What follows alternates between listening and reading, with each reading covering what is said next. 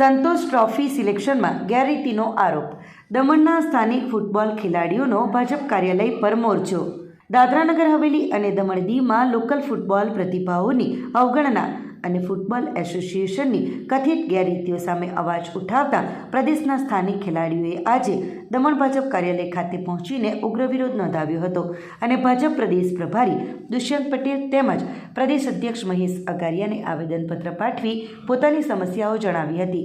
ખેલાડીઓએ સંઘ પ્રદેશ football association દ્વારા સંતોષ ટ્રોફીના સિલેક્શન ટ્રાયલ્સમાં રોંગ પ્રેક્ટિસ અપનાવવામાં આવી રહી હોવાના ગંભીર આક્ષેપો લગાવ્યા છે અને જણાવ્યું હતું કે છેલ્લા 10-15 વર્ષથી એસોસિએશન દ્વારા પ્રદેશના સ્થાનિક ખેલાડીઓની અવગણના કરીને બહારના ખેલાડીઓને પ્રાધાન્ય અપાઈ રહ્યું છે. હાલમાં પણ કેટેગરી 2 અને કેટેગરી 3ના નિયમોનો દુરુપયોગ કરી બહારના ખેલાડીઓના ખોટા એફિડેવિટ બનાવીને તેમને ટીમમાં સામેલ કરવામાં આવી રહ્યા છે, જેમાંથી ઘણા ખેલાડીઓએ તો ટ્રાયલ્સમાં પણ હાજરી આપી ન હોવાનો ગંભીર આક્ષેપ સ્થાનિક ખેલાડીઓ દ્વારા કરવામાં આવ્યો છે. એક તરફ જ્યાં પ્રદેશના પ્રશાસક રમતગમત માટે આધુનિક ઇન્ફ્રાસ્ટ્રક્ચર પૂરું પાડી રહ્યા છે અને વડાપ્રધાન નરેન્દ્ર મોદીના વિઝન 2047 અંતર્ગત ભારતને ફીફા માટે તૈયાર કરવાનું લક્ષ્ય છે, ત્યારે સ્થાનિક ફૂટબોલ એસોસિએશન સેલવાસ, ખાનવેલ અને દીવના 300થી 500 જેટલા સક્ષમ અને નેશનલ લેવલે રમી ચૂકેલા સ્થાનિક ખેલાડીઓને તક આપવાને બદલે અન્યાય કરી રહ્યા છે. ખેલાડીઓની સ્પષ્ટ માંગ છે કે આ સમગ્ર મામલે તપાસ કરવામાં આવે. 18 ખેલાડીઓની ટીમમાં સ્થાનિક યુવાનોને જ તક આપવામાં આવે. ખોટા એફિડેવિટથી રમતા ખેલાડીઓનું સિલેક્શન રદ કરવામાં આવે અને વર્ષોથી ચાલી આવતી આ પ્રથાઓ બંધ કરવામાં આવે કે જેથી પ્રદેશના સાચા ટેલેન્ટને ન્યાય મળી શકે. ફૂટબોલ બચાવ બચાવ બચાવ ફૂટબોલ બચાવ હુ વી આર ટીએનએટીવી. આજરોજ અમે જે બીજેપી કાર્યાલય આવ્યા છે એ અમારી ફૂટબોલ એસોસિએશનના જે અંદર રોંગ પ્રેક્ટિસિસ ચાલી રહી છે એના વિરોધ કરવા માટે અમે લોકો આવી રહ્યા છીએ. હવે જેમ કે જાણે જ છે કે છેલ્લા 15-10 વર્ષથી આપણા દાદરાનગર હવેલી અને દમણ દીવની ટીમ સંતોષ ટ્રોફીના અંદર જાય છે, પણ જાય તો છે પણ કોણ જાય છે? બધા પ્લેયર્સો બહારના જાય છે. કેટેગરી 2નો મિસયુઝ કરી અને બધા છોકરાઓ બહારથી ખોટા એફિડેવિટ બનાવી અને અંદર રમે છે. હવે અમે લોકો માંગ કરી છે કે આ જે કાર્યાલયના અંદર જે બધા ખોટા એફિડેવિટ બનાવીને બહારના છોકરાઓ રમે છે એ રદ કરવું જોઈએ અને કેટેગરી 3 જે ફક્ત 4 બહારના પ્લેયર્સ પણ લઈ શકે એને પણ રદ કરવું જોઈએ. હવે તમે જાણી શકો છો કે દીવના અંદર, ખાનવેલના અંદર, સેલવાસની અંદર ઘણા બધા અમારા પ્લેયર્સો છે. અમારા નીત હવે 300થી 400, 500 પ્લેયર્સો છે. શું આપણો પ્રદેશ 18 પ્લેયર્સ લોકો નથી કાઢી શકતા? શું આપણા પ્રદેશમાં 18 પ્લેયર્સ એવા નથી જે આવા મોટા લેવલ્સ પર રમી શકીએ છીએ? આપણા પાસે એવા મોટા નામ છે જે ઇન્ડિયા રિપ્રેઝેન્ટ કરી ચૂકેલા છે, પણ આ જ પ્રદેશની અંદર જો આવી પરિસ્થિતિ થતી હોય અમારા પ્લેયર્સ લોકોના સાથે તો શું કરવું? આજે આપણે માનીએ છીએ કે આપણા પ્રશાસન શ્રી પ્રફુલભાઈ પટેલ એટલું મોટું ઇન્ફ્રાસ્ટ્રક્ચર આપણા માટે કરી રહ્યા છે. અમને અમારું પોતાનું ગ્રાઉન્ડનું હક અપાયું છે કે એ જ ગ્રાઉન્ડની અંદર આપણા યશસ્વી પ્રધાનમંત્રી શ્રી નરેન્દ્રભાઈ મોદીજીનું વિઝન 2047ના અંદર જે આપણી ટીમ ઇન્ડિયા ફીફા ક્વોલિફાય થઈ એવી આપણી માંગ કરી રહ્યા છે, એવી આપણી ડેવલપિંગ ચાલી રહી છે. તો એ જ વિરોધને લઈને આજે આપણા પ્રદેશમાં આ અન્યાય કેમ? આજે લોકલ્સની રમવાનું તો કોણ રમવાનું? 18 પ્લેયર્સની અંદર જો આપણા લોકો છોકરાઓ નહીં રમવાનું તો કોણ રમવાનું? આજે 18 પ્લેયર્સની અંદર જો આપણા એક બી છોકરાઓ નહીં રહે ને ખાલી ફક્ત દેખાડવા માટે ખાલી 3-4 પ્લેયર્સ લોકો રહે તો શું કામનું? આજે આ જ વસ્તુ આ સંતોષ ટ્રોફીની અંદર છેલ્લા 3-4 વર્ષથી ટીમ આખી બહાર થઈ ગઈ છે. અમે સાક્ષી છે પોતે. અગર એસોસિએશન છેલ્લા 10-15 વર્ષની જે ટીમ ગયેલી છે એના અંદર એક બી છોકરાઓ બહારના નહીં ગયેલા એવું આશ્વાસન આપે તો હું આજને આજ મીડિયા તરફથી બધાના પાસે તો હું માફી માંગુ છું કે અમે આ વિરોધ ખોટો કરી રહ્યા છે. પણ આ સખ્ત આ લાગુ થવું જોઈએ અને આ જે કેટેગરી 2 ને કેટેગરી 3 છે એને રદ કરવું જોઈએ. એટલે અમારી એ જ માંગ છે કે આ જે અંદર રોંગ પ્રેક્ટિસિસ ચાલે છે એ બંધ થાય. ધરમપુરમાં વનરાજ કોલેજ પાસે 2 કન્ટેનર વચ્ચે ગમખ્વાર અકસ્માત, એકનું મોત, એક ઘાયલ.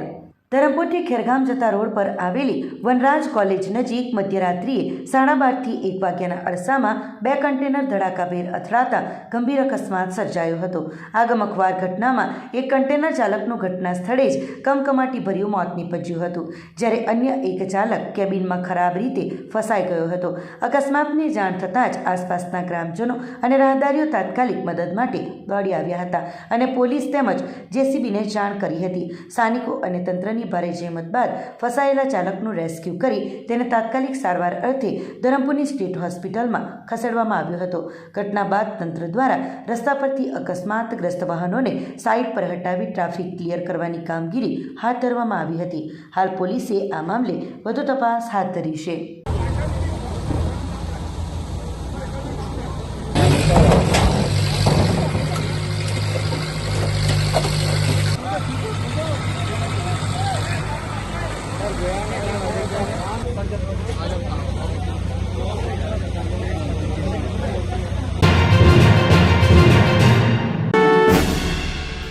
વલસાડ એલસીબીએ પારડી હાઈવે પરથી પ્લાસ્ટિક દાણાની આડમાં ખંભાત લઈ જવાતો ₹21.48 લાખના વિદેશી દારૂને ઝડપી પાડ્યો. વલસાડ જિલ્લામાં દારૂની બદીને ડામવા માટે રેન્જ આઈજી પ્રેમવીરસિંહ અને જિલ્લા પોલીસ વડા યુવરાજસિંહ જાડેજાની સૂચના તથા એલસીબી પીઆઈ ઉત્સવ બારોટના માર્ગદર્શન હેઠળ હાથ ધરાયેલી કામગીરીમાં વલસાડ એલસીબીની ટીમને મોટી સફળતા સાંપડી છે. એલસીબીના કોન્સ્ટેબલ તેજપાલસિંહ સિસોદિયાને મળેલી ચોક્કસ બાતમીના આધારે એલસીબીની ટીમે પારડી નેશનલ હાઈવે નંબર 48 પર દમણી ચાપા ઓવરબ્રિજ ચડતા પહેલા વોચ ગોઠવી હતી. આ દરમિયાન મુંબઈથી સુરત તરફ જઈ રહેલી MH12LT0486 નંબરની આઈશર કન્ટેનર ટ્રકને અટકાવીને તલાશી લેતા તેમાં પ્લાસ્ટિક દાણાની 120 ગુણીઓ કિંમત ₹1.86 લાખની આડમાં છુપાવેલો ભારતીય બનાવટનો વિદેશી દારૂનો જંગી જથ્થો મળી આવ્યો હતો.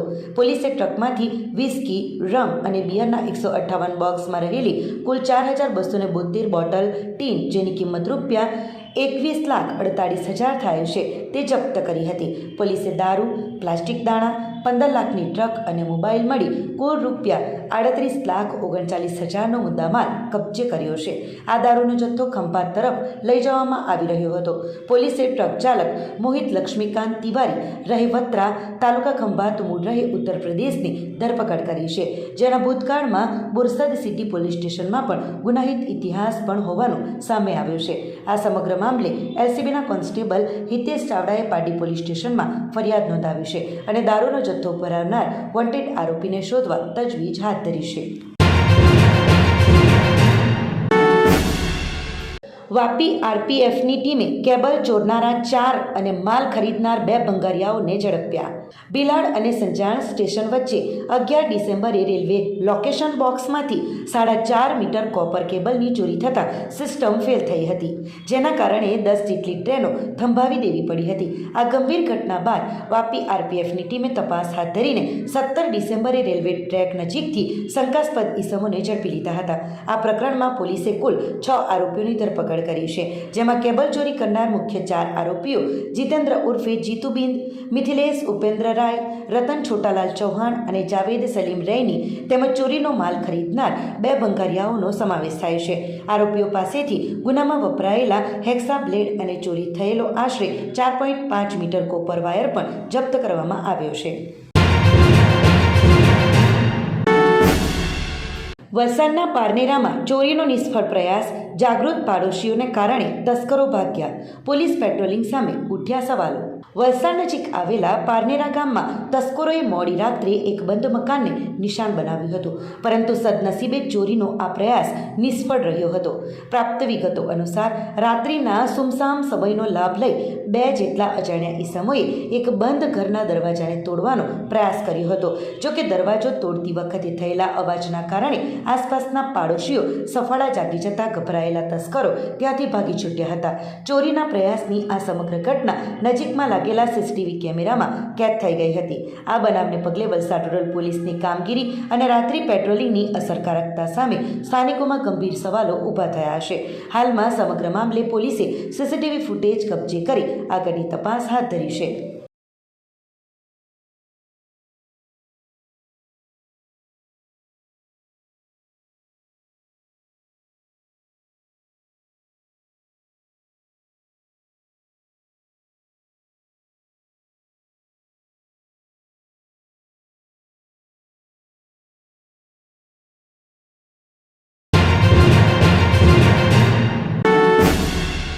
રીંગણવાડા ગ્રામ પંચાયતની પ્રથમ ગ્રામસભા યોજાઈ.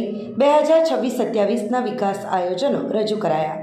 સંઘ પ્રદેશ દમણની રીંગણવાડા ગ્રામ પંચાયત દ્વારા આજરોજ પંચાયત કચેરી ખાતે મહિલા સરપંચ ચેતાલી કામલીની અધ્યક્ષતામાં પ્રથમ ગ્રામસભાનું આયોજન કરવામાં આવ્યું હતું, જેમાં જિલ્લા પંચાયત પ્રમુખ ધરમ પટેલ અને ઉપપ્રમુખ રીના પટેલ વિશેષ ઉપસ્થિત રહ્યા હતા. આ સભામાં સરપંચ ચેતાલીબેન કામલીએ આગામી વર્ષ 2026-27 માટેના ગ્રામ પંચાયત ડેવલપમેન્ટ પ્લાનની રજૂઆત કરી હતી.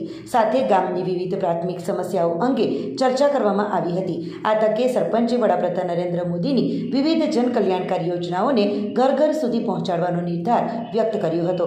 ગ્રામસભામાં શિક્ષણ અને ખેતીવાડી સહિતના વિવિધ વિભાગના અધિકારીઓએ પણ હાજર રહીને ગ્રામજનોને સરકારી યોજનાઓ અને વિકાસ કાર્યો વિશે વિસ્તૃત માર્ગદર્શન પૂરું પાડ્યું હતું. ગ્રામસભામાં મોટી સંખ્યામાં ગામના અગ્રણીઓ અને લોકો જોડાયા હતા. ડેવલપમેન્ટ